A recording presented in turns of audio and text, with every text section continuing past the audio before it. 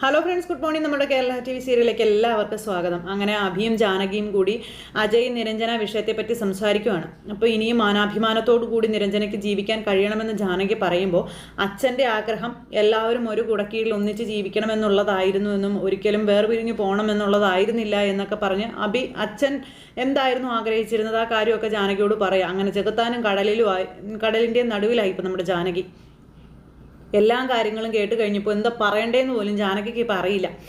അപ്പോൾ അങ്ങനെ ആ ഒരു ഇതെല്ലാം കഴിഞ്ഞ് പിന്നെ കാണിക്കുന്ന നകുലനെയും ഇന്ദ്രജയുമാണ്. അപ്പോൾ ഇന്ദ്രജ വന്നിട്ട് അനിയൻ നല്ല കുട്ടിയാണെന്നൊക്കെ പറയുന്നു. എന്തായാലും നകുലേട്ടൻ ഇവിടെ ഈ ഒരു രീതിയിൽ ജീവിക്കുന്നത് എങ്ങനെയാണെന്നൊക്കെ ഇന്ദ്രജമയുടെ അവിടെ ഇരുന്ന് അറിയുന്നുണ്ടായിരുന്നു എന്ന് കൂടെ ഉണ്ടായിരുന്നവൻ പറയുമ്പോൾ, അറിയിക്കുന്നത് നീ തന്നെ ആയിരുന്നില്ലേ എന്ന് ഡ്രൈവറോട് ചോദിക്കുക നകുലൻ. എന്തായാലും നകുലേട്ടൻ കുറച്ച് കഴിഞ്ഞ് ഓഫീസിലേക്ക് വന്നാൽ മതി, ഞാൻ പോവാട്ടോ എന്നും പറഞ്ഞുകൊണ്ട് ഡ്രൈവർ അങ്ങ് പോയി. അപ്പം ജാനകിയെ പറ്റി ഇപ്പം എന്താ വാർത്ത എന്ന് ഇന്ദ്രൻ ചോദിച്ചപ്പം, ജാനകിയുടെ കേസിൻ്റെ വഴിത്തിരിവുകളൊക്കെ എടുത്ത് അറിഞ്ഞതല്ലേ എന്ന് നകുലൻ എന്തായാലും ചോദിച്ചു. തമ്പി രക്ഷപ്പെട്ടു എന്ന് നീ കരുതുന്നുണ്ടോ എന്ന് ഇന്ദ്രജ ചോദിക്കുക. അതൊരു താൽക്കാലികമായിട്ടുള്ള രക്ഷപ്പെടൽ മാത്രമാണെന്നും രാധാമണി വാരസ്യാരി ജാനകിക്കൊപ്പം അളകാപുരിയിലുണ്ടെന്നും കേസ് ജയിച്ചതിൻ്റെ സന്തോഷം തമ്പിയുടെ മകൾ അപർണ ആഘോഷിക്കുമ്പോൾ തമ്പി തൃശങ്ക് സ്വർഗത്തിൽ തന്നെയാണ് നിൽക്കുന്നതെന്ന് പറഞ്ഞു. അപ്പോൾ ജാനകിക്ക് അവരമ്മയാണെന്ന് പറയാൻ പറ്റാത്ത സാഹചര്യമുണ്ട്. ജാനകിയും അബിയും മറ്റൊരു കുരുക്കിലും പെട്ടിരിക്കുകയാണ്. ആർക്കും പിടികിട്ടാത്ത കേസായി ഇത് തീരുകയും ചെയ്തെന്നും ഈ നകുലൻ ഇങ്ങനെ അവിടെ നിന്ന് ഇന്ദ്രജയോട് പറയുമ്പം, നമുക്ക് ഇത് നല്ല സമയമാണ്, തിങ്കളാഴ്ച ജ്വാല സൊല്യൂഷൻ്റെ ആ ഒരു പ്രവർത്തനം ആരംഭിക്കുകയാണെന്നും നകുലൻ ശക്തനായി മടങ്ങി വന്നിരിക്കുകയാണെന്നും സന്തോഷിക്കാൻ ഇനി എന്താ വേണ്ടതെന്നും ഇന്ദ്രജ ചോദിക്കുക. അത് കേട്ടപ്പോൾ നകുലൻ ഒന്ന് ചിരിച്ചു. അങ്ങനെ നിൽക്കുമ്പോൾ ഇന്ദ്രജയുടെ ഫോണിലേക്ക് ഒരു കോള് വന്നു. ഒരാവശ്യത്തിന് ഞാൻ ഈ നമ്പർ സേവ് ചെയ്തതാ, ഇപ്പതേ വിളി വന്നല്ലോ, ഇങ്ങോട്ടാ വിളി വന്നിരിക്കുന്നതെന്നും പറഞ്ഞ് ഇന്ദ്രജ ഈ നമ്പർ നോക്കി നിൽക്കുക. എന്നെ വിളിക്കുന്നത് തമ്പിയാണ് എന്ന് ഇന്ദ്രജ പറഞ്ഞു. ഇത് കേട്ടപ്പോൾ നകുലൻ ഞെട്ടി. നകുലൻ അന്തം വിട്ട് ഇങ്ങനെ നിൽക്കുക കേട്ടോ. ഇന്ദ്രജ ആ കോൾ എടുത്തു. ഹലോ പറയാൻ പറഞ്ഞു ഇന്ദ്രജ. നിങ്ങൾ ഇന്ദ്രജ അല്ലേ എന്ന് ചോദിച്ചു. അതേലോ, ഞാൻ വിശ്വനാഥൻ തമ്പി പടനിലത്ത് ബിസിനസ് ഗ്രൂപ്പിൻ്റെ MD ആണ് എന്ന് പറയുമ്പം, ഞാൻ കേട്ടിട്ടുണ്ട്, പറഞ്ഞോളാൻ പറഞ്ഞു. അപ്പോൾ നകുലൻ ഇങ്ങനെ നോക്കി നിൽക്കുക കേട്ടോ. എനിക്ക് നിങ്ങളെ ഒന്ന് മീറ്റ് ചെയ്യണമായിരുന്നല്ലോ എന്ന് തമ്പി പറഞ്ഞപ്പോൾ ഇന്ദ്രജ നിന്ന് ചിരിക്കുകയാണ്. എവിടെയാണ് ഞാൻ വരേണ്ടതെന്ന് പറഞ്ഞാൽ മതി, ഇപ്പം നിങ്ങൾ പറഞ്ഞാൽ മതി, എവിടെ വെച്ചാൽ കാണേണ്ടത് എന്ന് ഇന്ദ്രജ തിരിച്ചു ചോദിച്ചു. അന്നേരം ഇതൊരു പേഴ്സണൽ മീറ്റിംഗ് ആയിട്ട് കരുതിയാൽ മതി കേട്ടോ എന്ന് പറഞ്ഞു. അപ്പോൾ ശരിയെന്നും പറഞ്ഞു ഫോൺ അങ്ങ് കട്ട് ചെയ്തു. അപ്പം തമ്പി ഒരു കൂടിക്കാഴ്ചയ്ക്ക് വിളിച്ചിരിക്കുകയാണെന്ന് നകുലനോട് ഇന്ദ്രജ വന്ന് പറയുമ്പോൾ, ഇത് നമ്മളെ തേടി വന്ന അവസരമാണ്, ഏട്ടത്തി പോയി അയാളെ കാണണമെന്ന് പറഞ്ഞു. എന്തായാലും കൈ വെക്കാൻ പോകുന്നത് ഏത് മേഖലയിലേക്കാണെന്ന് അറിഞ്ഞു വെച്ച് തന്നെ ഇന്ദ്രജ അയാൾക്ക് കൈ കൊടുക്കാൻ പോവുകയാണെന്ന് ഇന്ദ്രജ നകുലനോട് പറഞ്ഞു. അങ്ങനെ ഇവർ തമ്മിൽ സംസാരിച്ചുകൊണ്ടിരിക്കുന്ന സമയത്ത് അലക്സ് എന്ന് പറയുന്ന കൂട്ടുകാരൻ്റെ കോള് വന്നു തമ്പിയുടെ ഫോണിലേക്ക്. അലക്സോ, ഇവനെന്തിനാ വിളിക്കുന്നത്? ഹലോ അലക്സ, എന്താടാ? തമ്പി, അഭിറാമും സക്കീർ ഹുസൈനും ഇന്ന് സ്റ്റേഷനിൽ വന്നിരുന്നു എന്ന് കൂട്ടുകാരൻ തമ്പിയോട് പറയാം. ആക്സിഡന്റ് കേസാണ് വിഷയം. അന്വേഷണം ഏതാണ്ട് വഴിമുട്ടിയതോടെ അതങ്ങ് തണുത്തു. പിന്നെ അവരുടെ ഭാഗത്തുനിന്ന് വലിയ പ്രഷറും കാര്യങ്ങളൊന്നും ഉണ്ടായില്ല. ഇപ്പം എന്തിനാ അഭി അതിൻ്റെ പിന്നാലെ വന്നതെന്ന് ചോദിച്ചു. അപ്പോൾ വൈഫിനെ വീട്ടിലെത്തിക്കാൻ വരെ കാത്തിരുന്നതായിരിക്കും എന്ന് പോലീസുകാരൻ പറയാം. പക്ഷേ ട്വിസ്റ്റേ അതൊന്നും അല്ല. തൻ്റെയും സേനൻ്റെയും പേര് അഭിറാം പറഞ്ഞു. രേഖാമൂലം തന്നിട്ടില്ല എന്ന് പറയുമ്പോൾ, ഇനി എന്നെ അതിൽ കൊണ്ടുപോയി കൊടുക്കാമെന്നായിരിക്കും അവൻ കണക്ക് കൂട്ടുന്നതല്ലേ എന്ന് തമ്പി ചോദിക്കാം. എന്നെയും സേനയും പ്രതി ചേർത്തിട്ടുള്ള ഒരു കള്ളക്കേസുമായിട്ട് അവൻ്റെ ഭാര്യ കോടതിയിൽ പോയതൊക്കെ തനിക്ക് അറിയാവുന്നതല്ലേ എന്ന് ചോദിച്ചു. അവിടെ തോറ്റു തുന്നം പാടിയപ്പോൾ പുതിയ വഴിയും തേടി ഇറങ്ങിയിരിക്കുകയാണോ എന്ന് തമ്പി കൂട്ടുകാരനോട് പറയണം. ആയിക്കോട്ടെ, എനിക്കെതിരെ എന്തെങ്കിലും തെളിവുണ്ടെങ്കിൽ നമ്മൾ തമ്മിലുള്ള സൗഹൃദമൊന്നും താൻ നോക്കണ്ട. ഒരു കാര്യത്തിനും തമ്പി CI അലക്സിനെ സ്വാധീനിക്കാൻ വരില്ല എന്ന് പറയുമ്പം, അല്ല അവരതും പൊക്കി പിടിച്ചോണ്ട് വന്നാൽ എനിക്കത് അന്വേഷിക്കാതിരിക്കാൻ പറ്റുമോ എന്ന് സാറ് ചോദിക്കുവാണ് തമ്പിയോട്. തമ്പിയെ വിളിച്ച് ഞാൻ പറഞ്ഞതേ ഉള്ളൂ കേട്ടോ എന്നും പറഞ്ഞു. ഹേടോ തമ്പി, സേനന് അതിലെന്തെങ്കിലും പങ്കുണ്ടോടോ? സേനൻ്റെ മരണവും ഇതിലും അയാൾക്ക് പങ്കുണ്ടെന്ന് കേട്ടതുകൊണ്ട് ചോദിച്ചതാണെന്ന് പറയുമ്പോൾ, ആക്സിഡൻ്റ് ഉത്തരവാദിത്വം സേനൻ്റെ തലയിൽ കെട്ടിവെക്കാൻ പറ്റിയ അവസരമാണെന്ന് തമ്പി ഇങ്ങനെ പറയുക മനസ്സുകൊണ്ട്. ആ സമയത്ത് അങ്ങനെയൊക്കെ ചോദിച്ചാൽ കോടതിയിൽ ജാനകി കൊടുത്ത പരാതിയിൽ സേനൻ ഭയങ്കര ടെൻഷനിലായിരുന്നല്ലോ. അതെന്താ? അയാൾ CI അല്ലേടോ. സേനനെ കേസ് ബലപ്പെടുത്താൻ വേണ്ടി പ്രതിസ്ഥാനത്താക്കിയതാണെന്നും പഴയ CI നടരാജൻ നമുക്കെതിരെ മൊഴി കൊടുക്കാൻ വരുമെന്ന് വാദിഭാഗം പേടിപ്പിക്കുകയും ചെയ്തു എന്നൊക്കെ പറഞ്ഞ് ഇയാളെ തെറ്റിദ്ധരിപ്പിക്കുക തമ്പി. അപ്പോൾ അതും കൂടെ ആയപ്പോൾ സേനം പെട്ടു. അപ്പോൾ കേസ് റീഓപ്പൺ ചെയ്യാൻ ഉത്തരവ് വന്നാൽ സേനൻ്റെ തൊപ്പി തെറിക്കുമായിരുന്നില്ലേ എന്ന് ചോദിച്ചപ്പം അത് ഉറപ്പായിട്ടും ഉണ്ടാവുമെന്ന് പറഞ്ഞു ഈ പോലീസുകാരൻ. ഞാൻ അയാളെ സമാധാനിപ്പിക്കാൻ വേണ്ടി നോക്കിയതാ, പക്ഷെ സേനൻ പറഞ്ഞു നിങ്ങൾ ബന്ധുക്കൾ അവസാനം കേസ് ഒത്തുതീർപ്പാക്കും, എൻ്റെ ഭാവിയാണ് തീരാൻ പോകുന്നതെന്നും പറഞ്ഞ് സേനൻ കുറച്ച് നീരസത്തിലാണ് എൻ്റെ അടുത്തുനിന്ന് പിരിഞ്ഞത്. ഇനിയിപ്പോൾ ജാനകിക്ക് സേനൻ കൊടുത്ത കൊട്ടേഷനാണോ തമ്പി ഈ ആക്സിഡൻറ്റ്? സേനന് ഇതുപോലുള്ള ഇടപാടുകളും കാര്യങ്ങളൊക്കെ ഉണ്ടേ, അതുകൊണ്ട് പറഞ്ഞതാണെന്ന് പറഞ്ഞപ്പോൾ തമ്പിക്ക് ഒരു ലക്കായി എന്ന് മനസ്സിലായി. ഈ കേസിൽ ആദ്യം മുതലേ സേനൻ്റെ ചില കൈകടത്തലുകളും കാര്യങ്ങളൊക്കെ ഉണ്ടായിരുന്നു.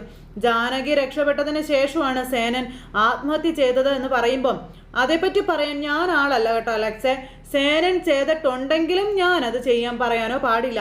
പിന്നെ എൻ്റെ അറിവോടെ സേനൻ അത് ചെയ്തിട്ടില്ല എന്നുള്ള കാര്യത്തിൽ എനിക്ക് ഉറപ്പാണ്. ഒന്നും അല്ലെങ്കിലും എൻ്റെ മോനെ ഞാൻ കെട്ടിച്ചയച്ചത് ആ വീട്ടിലേക്കല്ലേ. അപ്പോൾ ശരി തമ്പി വെച്ചോളാൻ പറഞ്ഞു. അപ്പോൾ എന്തായാലും ഇനി കേസ് വന്ന സേനൻ്റെ പേരിലേ വരുള്ളൂ. സേനൻ തൂങ്ങി, ഇനിയിപ്പോൾ എനിക്കെന്താ കുഴപ്പം എന്നും പറഞ്ഞുകൊണ്ട് ഇങ്ങനെ ഇരിക്കുക തമ്പി അവിടെ. ഇത് കഴിഞ്ഞ് പിന്നെ ജാനകിയും കൊച്ചും കൂടെ അവിടെ ഇങ്ങനെ ഇരുന്ന് സംസാരിക്കുക. അപ്പോൾ അമ്മ നിരഞ്ജന ചെറിയമ്മ അത് ഇങ്ങോട്ട് വരാത്തേന്നൊക്കെ ചോദിച്ചു കുഞ്ഞ് സംശയം ചോദിക്കുമ്പം ചെറിയമ്മ കേസൊക്കെ വാദിക്കല്ലേ, അപ്പം ചെറിയമ്മയ്ക്ക് അച്ഛൻ്റെ സഹായമൊക്കെ വേണം, അതാണ് വീട്ടിൽ ചെന്ന് നിൽക്കുന്നതെന്ന് പറഞ്ഞു. അജയ് ചെറിയച്ഛൻ ഇവിടെ തന്നെ ഉണ്ടല്ലോ എന്നും പൊന്നുകുട്ടി ഇങ്ങനെ ജാനകിയോട് സംശയങ്ങൾ ഓരോന്നായിട്ട് ചോദിക്കാം. അതിനുശേഷം പിന്നെ കുഞ്ഞ് ഈ ഹണി റോസിൻ്റെ കാര്യം ചോദിച്ചു. ആൻറ്റി അന്ന് വന്നപ്പോൾ എന്നെ ഒത്തിരി സ്നേഹിച്ചായിരുന്നു, ആൻറ്റി ഇനി വരുമോ അമ്മേ എന്നൊക്കെ ഇങ്ങനെ ചോദിക്കും കേട്ടോ. ഇത് കേട്ടപ്പം അത് ഞാൻ ഈ വീട്ടിലില്ലാതെ പോയത് കൊണ്ടാണ് അവരിങ്ങോട്ടേക്ക് വന്നതെന്നും ഉണ്ടായിരുന്നെങ്കിൽ അവൾ മുറ്റത്ത് നിന്നേനെന്നും ജാനകി പറയൂ കേട്ടോ. ഇനി ഇവിടെ ആരും വരാൻ പോകുന്നില്ല, അപ്പം വീണ്ടും വരുമെന്നാ ആൻറ്റി പൊന്നുവിനോട് പറഞ്ഞിട്ട് പോയത്. അപ്പോൾ പൊന്നുവിന് ചെയ്യാനുള്ള കാര്യങ്ങൾ പൊന്നു ചെയ്തേ എന്നും പറഞ്ഞുകൊണ്ട് ഇങ്ങനെ പൊന്നുവിനെ വഴക്ക് പറഞ്ഞു. അപ്പോഴത്തേക്കും അബി അങ്ങോട്ടേക്ക് കയറി വന്നു. അബിയുടെ ഇത് എവിടെ പോയതാണെന്ന് ചോദിച്ചപ്പോൾ പോലീസ് സ്റ്റേഷൻ വരെ ഒന്ന് പോയതാണെന്ന് പറയുക. കേസിൻ്റെ കാര്യത്തിൽ എന്തെങ്കിലും പുരോഗതി ഉണ്ടോ എന്ന് അറിയാൻ പോയതാണെന്ന് അബി പറയുമ്പം അവരെന്താ അബിയേട്ടാ പറഞ്ഞെന്ന് ചോദിച്ചു. അപ്പോൾ അന്വേഷിക്കുന്നു എന്നല്ലാതെ അവർക്ക് എന്താ പറയാനുള്ളത്? തമ്പിക്കും സേനനും അതിൽ പങ്കുണ്ടെന്ന് ഞാൻ CIയോട് പറഞ്ഞിട്ടുണ്ടെന്ന കാര്യം അബി ഇങ്ങനെ പറയുവാണ്. പക്ഷേ ആ തമിഴ്നാട് രജിസ്ട്രേഷൻ വണ്ടി വരുത്തിയത് സേനനാണ് എന്ന് തെളിഞ്ഞിട്ടുണ്ട്. സേനൻ്റെ മരണം അന്വേഷിച്ച കൂട്ടത്തിൽ പോലീസ് അയാളുടെ കോൾ ലിസ്റ്റും പരിശോധിച്ചിട്ടുണ്ടായിരുന്നുവെന്നും സേനൻ തുടരെ വിളിച്ച ആ നമ്പർ ഇപ്പം നിലവിലുണ്ടായിട്ടില്ല എന്നും പറയുവാണ്. അപ്പോൾ പിന്നെ തമ്പിയിലേക്ക് എത്താൻ എന്താ പ്രയാസം ഉള്ളതെന്ന കാര്യം ജാനകി അബിയോട് ചോദിക്കുമ്പോൾ തമ്പിയുമായി സേനന് കോണ്ടാക്റ്റ് ഉള്ളത് കൊണ്ട് മാത്രം കാര്യമുണ്ടോ, അതിന് വേണ്ടുന്ന തെളിവും കാര്യങ്ങളും നമുക്ക് കിട്ടണ്ടേ എന്ന് ചോദിക്കാം. അപ്പോൾ ഇവർ തമ്മിൽ ഇതിനെപ്പറ്റി സംസാരിക്കുമ്പോഴത്തേക്കും പൊന്നു ഓടി വന്നു, അച്ഛാ എന്നും വിളിച്ച്. അപ്പോൾ സംസാരം നിർത്തി കുഞ്ഞിനെ എടുത്ത് കൊഞ്ചിക്കലൊക്കെ ആയിരുന്നു. എന്താണ് പൊന്നു, എന്താ പൊന്നിന് വേണ്ടേ? അപ്പോൾ അതെ അജയ് ചെറിയച്ഛൻ അച്ഛനെ കാണണമെന്ന് പറഞ്ഞു. അങ്ങനെ അതും പറഞ്ഞു പൊന്നു അങ്ങ് പോയി. അപ്പോൾ അബിയേട്ടനെ കണ്ട മുഖം തിരിക്കുന്ന അജയ് എന്താ കാണണമെന്നൊക്കെ പറയുന്നതെന്ന് ജാനകി അബിയോട് ചോദിക്കും കേട്ടോ. എന്താണെന്ന് അറിയില്ല എന്ന് പറഞ്ഞു. അവൻ്റെ കാര്യം നേടിയെടുക്കാൻ ആരുടെ കാല് പിടിക്കാനും ഒരു മടിയുമില്ല, ഞാൻ പോയി നോക്കട്ടെ എന്നും പറഞ്ഞുകൊണ്ട് അബി ഇങ്ങനെ പോവുക. അപ്പോൾ അജയ് അവിടെ വെയിറ്റ് ചെയ്ത് നിൽക്കുവാണ്. എന്താ അജയ് എന്ന് ചോദിച്ചപ്പോൾ എനിക്ക് കുറച്ച് കാര്യങ്ങൾ സംസാരിക്കാനുണ്ടെന്ന് പറഞ്ഞു. അതിനെന്താ സംസാരിക്കാൻ ഇവിടെ ആർക്കും വിലക്കൊന്നും ഇല്ലല്ലോ എന്ന് അബി പറഞ്ഞു. അപ്പോഴത്തേക്കും ജാനകി ഇറങ്ങി വന്നു. ആരും ഉള്ളു തുറന്ന് ഇവിടെ സംസാരിക്കുന്നില്ലെന്നേ ഉള്ളൂ, നീ കാര്യം പറയാൻ പറഞ്ഞു. അത് പിന്നെ ഏട്ടാ അത് നിരഞ്ജന കൊണ്ടുവന്ന ഡിവോഴ്സ് പെറ്റീഷനെ പറ്റിയാണ് എനിക്ക് പറയാനുള്ളതെന്ന് അജയ് പറയുമ്പം അത് നീ വലിച്ചു കയറി കാറ്റി പറത്തിയില്ലേന്ന് ചോദിച്ചു അജയോട്. അപ്പോൾ ജോയിൻ പെറ്റീഷൻ വലിച്ച് കീറിയെന്ന് വെച്ച് അത് അവിടെ വെച്ച് തീരുമോ എന്ന് ജാനകി അന്നേരത്തേക്കും അജയോടും അബിയോടും ചോദിക്കുക. രണ്ടാൾക്ക് സമ്മതം അല്ലെങ്കിൽ മറ്റേ ആൾക്ക് കേസിൻ്റെ വഴിയെ പോകാവുന്നതേ ഉള്ളൂ. നിരഞ്ജൻ അത് പറയുകയും ചെയ്തതാണെന്ന കാര്യവും പറയുവാണ്. അവൾ കാര്യവിവരമില്ലാത്തൊരു പെണ്ണല്ല, നമ്മളെക്കാളും നിയമവശമൊക്കെ അറിയാവുന്നവളാണ് അവളെന്ന കാര്യവും അഭി ഇങ്ങനെ പറയുക കേട്ടോ ഈ അജയോട്. അപ്പോൾ അവളിനി എന്തൊക്കെയാണ് ചെയ്യാൻ പോകുന്നതെന്നുള്ളത് കാത്തിരുന്ന് കാണണമെന്ന് പറഞ്ഞു. അവളെ അതിൽ നിന്ന് പിന്തിരിപ്പിക്കാൻ നിങ്ങൾ രണ്ടുപേരും മനസ്സ് വെച്ചാൽ നടക്കുന്ന കാര്യമല്ലേ ഉള്ളൂ എന്ന് അജയ് അന്നേരം ചോദിച്ചു. പിന്തിരിപ്പിച്ചിട്ട് ഞങ്ങൾ എന്ത് ചെയ്യാനാ, പിന്നെ എന്താടാ ചെയ്യേണ്ടത്? അല്ല അതുകൂടി നീ ഒന്ന് പറഞ്ഞു തരാൻ പറഞ്ഞു. ഇവനാണെങ്കിൽ നിന്ന് ഉരുകുക. എടാ അവളൊരു ബന്ധനത്തിൽ നിന്ന് മോചനം നേടാൻ ആഗ്രഹിക്കുമ്പോൾ അതിലേക്ക് ഞങ്ങൾക്ക് തള്ളിയിടാൻ പറ്റുമോടാന്ന് ചോദിച്ചു. ഞങ്ങൾ ഒരിക്കലും അത് ചെയ്യില്ല എന്നും അജയോട് പറയുക. ഞാൻ എൻ്റെ മനസ്സ് തുറന്ന് കാണിച്ചതുകൊണ്ട് ആരും വിശ്വസിക്കുകയില്ല എന്നൊക്കെ എനിക്കറിയാം. അതെൻ്റെ മിസ്റ്റേക്കാണെന്നും എനിക്ക് നന്നായിട്ട് അറിയാം. കഴിഞ്ഞുപോയ കാര്യങ്ങൾ ഇനി ചെക്കിച്ചകഞ്ഞിട്ടൊന്നും കാര്യമില്ലെന്നും എനിക്കറിയാം.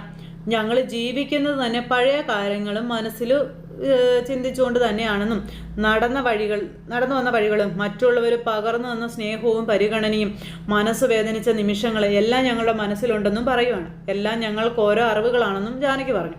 അപ്പോൾ സ്വന്തം നേട്ടങ്ങൾ മാത്രം നോക്കുക, ഇന്നത്തെ നില അത് ഭദ്രമാക്കുക. എന്തെല്ലാം വേഷങ്ങൾ നീ കെട്ടിയിട്ടുണ്ടെന്നൊക്കെ അജയോട് അഭി അന്നേരത്തേക്കും ചോദിക്കാം. ഒന്നിനും ഉത്തരവില്ലാതെ അജയ് ഇങ്ങനെ അവിടെ നിൽക്കുവാണ്. ഇപ്പം നിനക്ക് നിരഞ്ജനയെ വേണം, അത് നിനക്കവളെ നഷ്ടമാകും എന്ന ഉറപ്പായതിനു ശേഷമല്ലേ എന്ന് ചോദിച്ചു. എന്തിനാടാ ഇനിയൊരു പാപം നമ്മൾ അടിച്ചേൽപ്പിക്കുന്നതെന്നൊക്കെ ഇങ്ങനെ ചോദിക്കുക അഭി. തെറ്റ് തിരുത്തി അവൾക്കൊപ്പം ജീവിക്കാനൊന്നും അല്ല നിന്റെ ഈ അഭിനയം എനിക്കറിയാം. അവളെ കുരുക്കിയിടണം, അവള് രക്ഷപ്പെട്ടു പോകരുത്. നിനക്കതിൽ കവിഞ്ഞു മറ്റൊന്നുമില്ല. അതിന് ഞങ്ങളെ നിനക്കിരയാക്കണം അല്ലേ എന്ന് ചോദിച്ചപ്പം അയ്യോ ഒരിക്കലും അല്ല അഭിയേട്ടാ, അഭിയേട്ടൻ അങ്ങനെ ചിന്തിക്കരുത്. ഹണി റോസുമായി സാമ്പത്തിക ഇടപാടുകൾ മാത്രമാണ് അവശേഷിക്കുന്നത്. അത് തീർത്ത് കഴിഞ്ഞാൽ ഞാൻ സ്വതന്ത്രനാണെന്നും ഇനി വക്കീലായിട്ട് തന്നെ എനിക്ക് ഇനിയും തുടരാനാണ് താല്പര്യമെന്നൊക്കെ അജയ് ഇങ്ങനെ അഭിയോട് പറഞ്ഞു. നിരഞ്ജനയോട് ഞാൻ ഒരിക്കലും വിശ്വാസവഞ്ചന കാണിക്കില്ല എന്നൊക്കെ പറഞ്ഞു. അപ്പോൾ ഇതൊക്കെ ഞങ്ങളോട് പറഞ്ഞിട്ട് എന്താ ഇപ്പോൾ കാര്യമുള്ളത്? അജയ് കരുതുന്നത് പോലെയൊന്നുമല്ല നിരഞ്ജനയ്ക്ക് ഞങ്ങളോടുള്ള ഇപ്പോഴത്തെ മനോഭാവമൊന്നും. കേസിൽ അവളെ ഞങ്ങൾ ബലിയാടാക്കിയെന്നാണ് അവൾ വിശ്വസിക്കുന്നതെന്നും പിന്നെ ആർക്ക് നീതി വാങ്ങിക്കൊടുക്കാൻ കോടതിയിൽ പോയോ ആ വ്യക്തി തന്നെ അവളെ ചതിക്കുകയല്ലേ ചെയ്തതെന്ന് ജാനകി അന്നേരം അജയോട് ചോദിക്കുവാണ്. കേസിൽ തോറ്റുപോയതൊന്നുമല്ല നിരഞ്ജനെ വിഷമിപ്പിച്ചത്, കൂടെ നിന്ന് ചതിച്ചതാണെന്നും ജാനകി ഉള്ള കാര്യം പറയുവാണ്. ഇനി അവരുടെ മുന്നിൽ അജയുടെ കാര്യവും പറഞ്ഞ് ചെല്ലാൻ ഞങ്ങൾക്ക് എന്ത് യോഗ്യത ഉള്ളതെന്നും ജാനകി ചോദിച്ചു. അപ്പോൾ എല്ലാം ഉപേക്ഷിച്ച് ഹണിക്കൊപ്പം പോകാൻ തയ്യാറെടുത്തവനാണ് നീ, അതും അവളെ തോൽപ്പിക്കാനായിട്ട്. തമ്പിയുമായുള്ള കേസ് നിരഞ്ജന ജയിക്കാൻ വേണ്ടിയാണ് ഞാൻ ആഗ്രഹിച്ചതെന്നും അക്കാര്യം തമ്പിക്കും അപർണയ്ക്കും അറിയാമെന്നും അജയ് ഇങ്ങനെ മനസ്സിൽ ഉണ്ടായിരുന്ന കാര്യങ്ങളൊക്കെ ഇവരോട് പറയുവാണ്. കേസിൽ തമ്പി ജയിച്ചെങ്കിലും എൻ്റെ ഭാഗത്തുനിന്ന് സഹായകമായിട്ട് ഒന്നും അയാൾക്ക് ഉണ്ടായിട്ടില്ല എന്ന് പറഞ്ഞു. പിന്നെ എന്തിനാ നീ തമ്പിയുടെ വക്കാലത്ത് പിടിക്കാൻ പോയതെന്ന് ചോദിച്ചു. നിരഞ്ജൻ എതിർഭാഗത്തുണ്ട് എന്ന് അറിഞ്ഞിട്ട് തന്നെയല്ലേ നീ അതിനൊക്കെ തയ്യാറായെന്ന് ചോദിക്കുമ്പം ഹണിയുമായിട്ടുള്ള ഇടപാട് തീർക്കാമെന്നുള്ള ഇടംപടി അപർണയും ഞാനും തമ്മിലുണ്ടായിരുന്നു, പക്ഷേ അവൾ എന്നെ ചതിച്ചെന്ന് പറഞ്ഞു. അപ്പം ഇനി നീ എന്ത് ചെയ്യുമെന്ന് അഭി ചോദിക്കുമ്പം എന്ത് വില കൊടുത്തിട്ടും അവളുടെ കടം ഞാൻ തീർക്കും. തുടർന്നുള്ള എൻ്റെ ജീവിതത്തിൽ സത്യസന്ധത എനിക്ക് പ്രൂവ് ചെയ്യാനൊരു അവസരം മാത്രമേ ഞാൻ നിങ്ങളോട് ചോദിക്കുന്നതെന്നൊക്കെ അജയ് ഇങ്ങനെ പറയുക. അതും പറഞ്ഞ് അജയ് എങ്ങ് പോയി. അത് കഴിഞ്ഞപ്പോൾ ഇവൻ ഈ പറയുന്നതൊക്കെ നമുക്ക് വിശ്വസിക്കാൻ കഴിയുമെന്ന് ജാനകി അഭിയോട് ചോദിക്കുക. അഭിയും എന്തൊക്കെയോ മനസ്സിൽ കണക്ക് കൂട്ടിയിട്ടുണ്ട്. അവനിപ്പോൾ ഈ പറഞ്ഞൊന്നും വിശ്വസിക്കേണ്ട, പക്ഷേ അവൻ എൻ്റെ മുന്നിൽ വന്ന് ഈ റിക്വസ്റ്റ് വെച്ച സ്ഥിതിക്ക് ഏട്ടനായി എനിക്ക് നിരഞ്ജനെ കണ്ടെന്ന് സംസാരിക്കണമെന്ന് പറഞ്ഞ് അഭി അവിടെ നിന്ന് പോയി. ഇത് കഴിഞ്ഞ് പിന്നെ കാണിക്കുന്നത് തമ്പി ആട്ടോ. അപ്പോൾ തമ്പി ഇങ്ങനെ കൂട്ടുകാരനുമായിട്ട് സംസാരിക്കുന്നു. എങ്ങനെ ഇതൊക്കെ നേടി പോന്നടോ എന്ന് കൂട്ടുകാരൻ ചോദിക്കുമ്പോൾ തമ്പിയുടെ വിൽ പവർ അല്ലാണ്ട് എന്നതാ എന്നും ചോദിച്ചുകൊണ്ട് ഇങ്ങനെ നിൽക്കുക. അപ്പോൾ ഫോണിൽ വിളിച്ച് ഞങ്ങൾ രണ്ടുപേരോടും വിവാഹത്തിൻ്റെ കാര്യം പറയുകയും ചെയ്തു. ഞങ്ങൾക്ക് വരാൻ പറ്റില്ലെന്ന് അവർക്കറിയാം. വിവാഹം കഴിഞ്ഞതിൻ്റെ ഫോട്ടോസൊന്നും അപർണ അയച്ചതുമില്ല എന്നൊക്കെ പറഞ്ഞിട്ട് കൂട്ടുകാരനോട് ഇങ്ങനെ സംസാരിക്കുക. അപ്പോൾ മകൻ പറഞ്ഞ കാര്യങ്ങളും ഇതെല്ലാം ഇങ്ങനെ ഇവർ തമ്മിൽ പറയുന്നു. അങ്ങനെ നമ്മുടെ തമ്പിയും കൂട്ടുകാരനും കൂടെ മോളുടെ ജീവിതം, അതുപോലെ തന്നെ മോൾക്ക് അതായത് അപർണയെ വേറൊരാളെ കൊണ്ട് കെട്ടിക്കാൻ കൂട്ടുകാരന് ഇഷ്ടമായിരുന്നു തുടങ്ങിയ കാര്യങ്ങളെല്ലാം അവർ തമ്മിൽ അങ്ങോട്ടും ഇങ്ങോട്ടും പറയുകയാണ്. പിന്നെ ഇന്ന് വരെ ഈ സെക്കൻഡ് വരെ നടന്ന കാര്യങ്ങൾ, ഈ കേസിൻ്റെ പിറകിലുണ്ടായിരുന്ന കാര്യങ്ങൾ, ഇതെല്ലാം തമ്പി കൂട്ടുകാരനോട് വള്ളി പുള്ളി വിടാതെ വിശദീകരിക്കുക. അങ്ങനെ തന്നെ തകർക്കാൻ നോക്കിയത് ഒരു സ്ത്രീയും അവളുടെ മകളുമാണ് എന്നും പറഞ്ഞ് തമ്പി ഇതെല്ലാം കൂട്ടുകാരനോട് വിശദീകരിച്ചു. അത് കഴിഞ്ഞ് പിന്നെ അഭി നമ്മുടെ നിരഞ്ജനയെ കാണാൻ ചെന്നു. എന്താ അഭിയേട്ട എന്നെ കാണണമെന്ന് പറഞ്ഞെന്ന് നിരഞ്ജന ചോദിക്കുമ്പം നിരഞ്ജന ഡിവോഴ്സിൽ നീങ്ങുന്നത് ഉറച്ച തീരുമാനത്തോടെ തന്നെയാണോ എന്ന് ചോദിച്ചു. അത് കേട്ടിട്ട് മനസ്സുകൊണ്ട് ഞാൻ ഷോക്കായി പോയി എന്ന കാര്യം അഭി പറയുക കേട്ടോ. എപ്പോഴായാലും ഇത് സംഭവിക്കേണ്ടതല്ലേ എന്ന് നിരഞ്ജന എന്നോട് ചോദിച്ചാൽ അത് സത്യമാണ് എന്ന കാര്യം അഭി നിരഞ്ജനോട് പറയുന്നു. അപ്പം നിരഞ്ജനയ്ക്ക് ആകെ വല്ലാത്തൊരു അഭിയേട്ടനോട് എന്ത് പറയും എന്നുള്ളൊരിതിൽ. അപ്പോൾ അജയുടെ ഭാഗത്ത് ഒരുപാട് വീഴ്ചകളുണ്ട്, ഞാനത് സമ്മതിക്കുന്നു. അജയ് കുറ്റപ്പെടുത്തലോ പഴിചാരലോ ഇതൊന്നുമായിട്ട് നീ കാണരുതെന്നൊക്കെ പറഞ്ഞ് അജയ്ക്ക് വേണ്ടി നീ വാശി പിടിച്ചതാണ് നിന്റെ ആദ്യത്തെ പാളിച്ച എന്നും പറഞ്ഞ് അജയെ സ്നേഹിക്കുമ്പോഴും നീ അവനെ മനസ്സിലാക്കാൻ ശ്രമിച്ചില്ല എന്നുള്ളതും മറ്റൊന്നാണെന്നും പറഞ്ഞ് നിരഞ്ജനയ്ക്ക് സംഭവിച്ചു പോയ അബദ്ധങ്ങളെ പറ്റി അഭി ഇങ്ങനെ പറഞ്ഞു കൊടുക്കുന്നിടത്ത് ഇന്നത്തെ കഥ അവസാനിച്ചു. അപ്പോൾ എല്ലാവരും കാത്തിരുന്ന് കാണുക. എല്ലാവർക്കും നല്ലൊരു ദിവസം ആശംസിക്കാം കേട്ടോ. നന്ദി.